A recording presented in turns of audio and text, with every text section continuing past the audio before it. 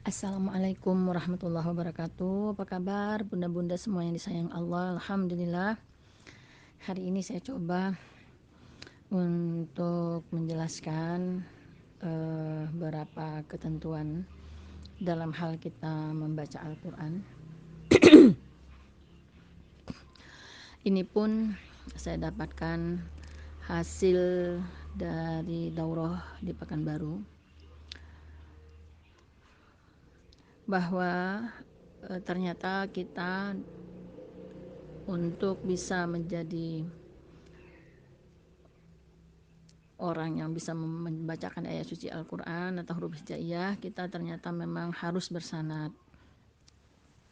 Nah, apa yang dikatakan dengan sanad? Sanad itu adalah guru, tempat kita bersandar atau sandaran, sehingga kita bisa membaca ayat suci Al-Quran itu sesuai dengan apa yang diinginkan oleh Allah dan Rasul-Nya. Nah, seorang guru atau yang sudah memegang sanad berarti dia telah terhubung melalui riwayahnya kepada Rasulullah. Kita tahu bahwa dulu Rasulullah menyampaikan wahyu-wahyunya melalui para sahabatnya terus ke bawah, itulah yang dikatakan dengan riwayah. Nah, sampailah kita kepada sanad yang akan kita pahami, yang kami bawa dari daurah di Pekanbaru dan sekarang akan kita laksanakan di Jambi. Kita bersanad kepada Al-Jazari, yaitu dengan matan Al-Jazariyah. Kenapa kita menggunakan matan itu? Nah, kita juga harus mengenal siapa sih sebenarnya Imam Al-Jazari. Nama sebenarnya, dia lahir di Sam, kemudian memiliki kelebihan dalam bidang ilmu tajwid dan juga ilmu Al-Quran ataupun sanad qiraat. Dia sehingga dia bergelar Al-Mujawwid atau ahli tajwid. Nama lengkap beliau adalah Al-Imam Samsuddin Abu Al-Khair Muhammad bin Muhammad Al-Damasiqi As-Safi'i Al-Safi'i. Lahirnya di kampung Al-Kat Al-Khosaim di kota Damaskus pada tahun 25 Ramadan 751 Hijriah, atau tepatnya tanggal 30 November 1350 Muharram. Dia hafal Al-Quran pada umur 13 tahun dan umur 14 tahun dia sudah menjadi imam sholat. Gurunya adalah Syekh Hasan Al-Saruji yang merupakan juga guru dari ayahnya. Beliau merantau ke Madinah lalu berguru dengan Syekh Muhammad bin Abdullah Al-Khatib, Imam Masjid Nabawi pada masa itu. Setelah itu beliau juga berangkat ke Mesir untuk memperoleh ilmu qiraat dari beberapa orang guru. Ada 3 orang guru, Abu Bakar Al-Jundi, Muhammad bin Al-Syaikh, kemudian Abdurrahman bin Ahmad Al-Baghdadi. Kemudian baru dia kembali ke Damaskus dan menyempurnakan pelajaran qiraat sab'ahnya kepada Al-Qadi Ahmad bin Al-Husain. Barulah dia kembali lagi ke Mesir pada tahun 778 Hijriah dan belajar qiraat kepada Abdul Wahab Al-Qarawi. Nah, waktu di Madinah itulah beliau banyak mengarang kitab qiraat, salah satunya An-Nasyar fil Al-Qiraat Al-Asyar. Nah, guru ilmu fikihnya adalah Ibnu Katsir. Nah, kita mendapatkan sanad ini dari Ustadz Guru Laili Fadli.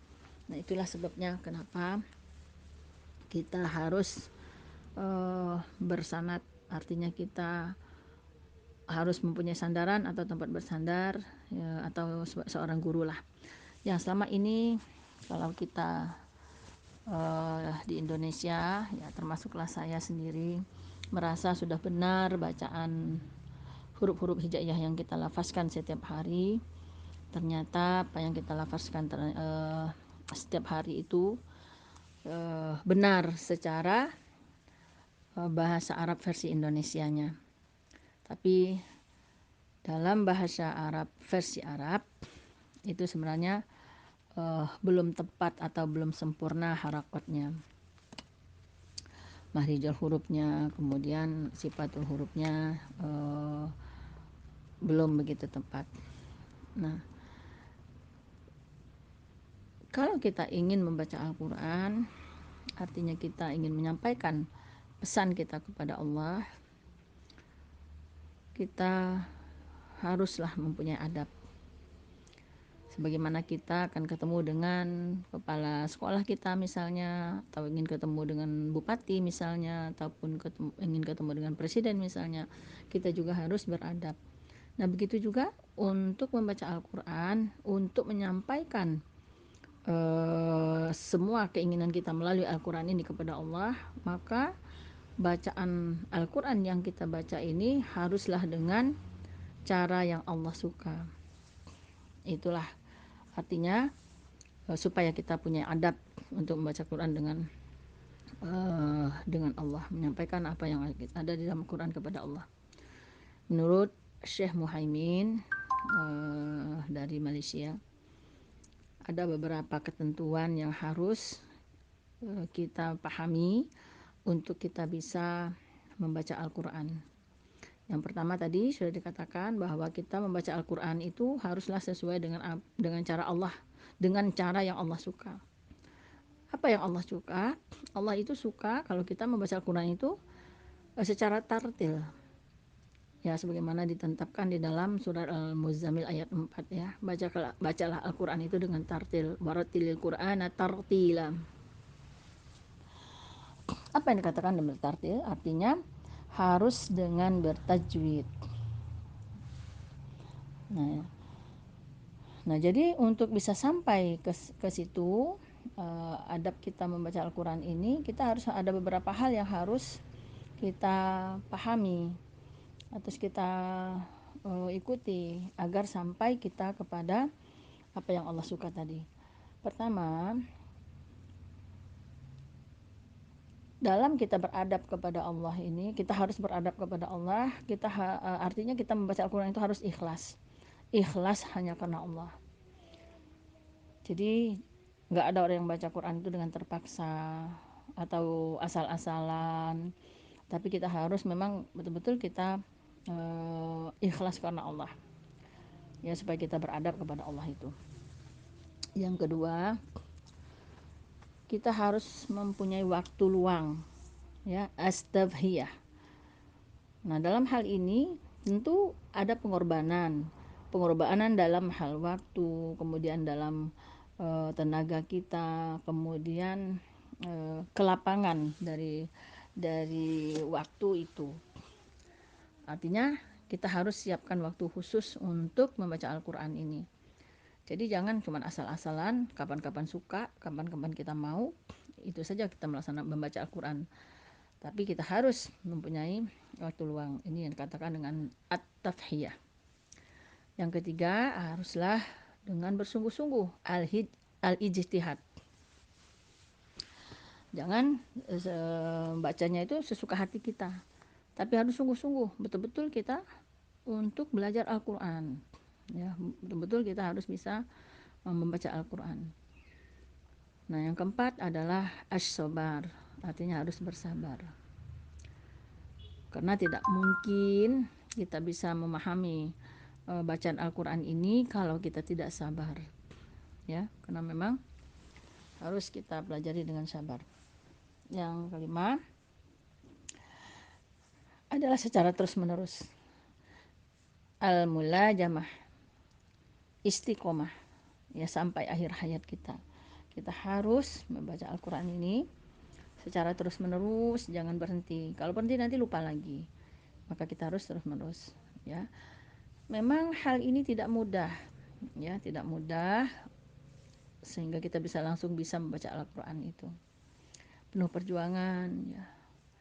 Penuh pengorbanan, kemudian penuh keikhlasan di dalam diri kita.